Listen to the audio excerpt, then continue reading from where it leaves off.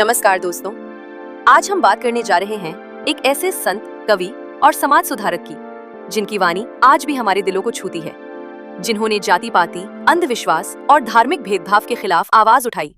वो थे संत कबीरदास। आखिर कौन थे कबीर? क्या था उनका जीवन संघर्ष और क्यों आज भी उनके दोहे हर इंसान को सोचने पर मजबूर कर देते हैं? चलिए जानते हैं संत कबीर की अद्भुत लगभग 1398 ईस्वी में वाराणसी में माना जाता है। कहा जाता है कि उनका पालन पोषण एक मुस्लिम जुलाहा दंपत्ति नीरू और नीमा ने किया। वे पेशे से बुनकर थे और बेहद साधारण जीवन जीते थे। कबीर ने बचपन से ही भगवान की भक्ति और आध्यात्म में रुचि दिखाई। वे पढ़े लिखे नहीं थे, लेकिन उनकी वाणी में इतनी गहराई थी कि बड़े बड़े विद्वान भी चकित रह जाते थे। कबीर जी भगवान राम के भक्त थे और वे गुरु बनाना चाहते थे। उस समय स्वामी रामानंद जी बहुत प्रसिद्ध संत थे। कहानी के अनुसार कबीर जी ने एक दिन सुबह सुबह पंचगंगा घाट की सीढ़ियों पर लेट गए। जब रामानंद जी वहां स्नान करने आए तो उनका पैर कबीर पर पड़ा और उनके मुख से निकला, राम राम कहो।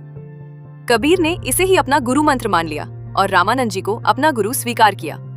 कबीरदास ने अपने दोहों के माध्यम से समाज को सच्चाई का आईना दिखाया।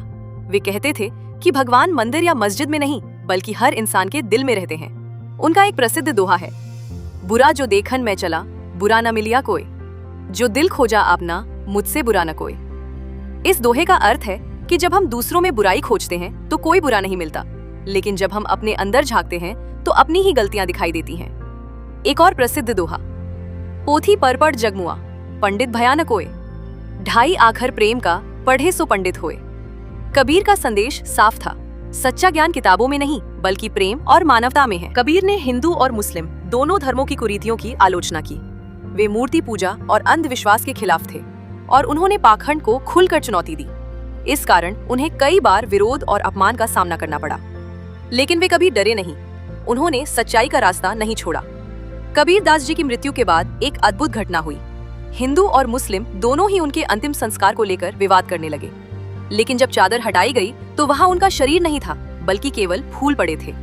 हिंदुओं ने आधे फूल जलाए और मुसलमानों ने आधे दफनाए। इस तरह कबीर ने मरने के बाद भी एकता का संदेश दिया। संत कबीरदास हमें सिखाते हैं कि इंसानियत सबसे बड़ा धर्म है। प्रेम, सच्चाई और समानता ही असली पूजा है। आज के समय में जब समाज में भेदभाव और नफरत बढ़ रही है, कबीर की वाणी हमें एकता और भाईचारे का रास्ता दिखाती है। अगर आपको ये प्रेरणादायक कहानी पसंद आई हो तो वीडियो को लाइक करें, चैनल को सब्सक्राइब करें और कमेंट में लिखें, संत कबीर अमर रहें। धन्यवाद।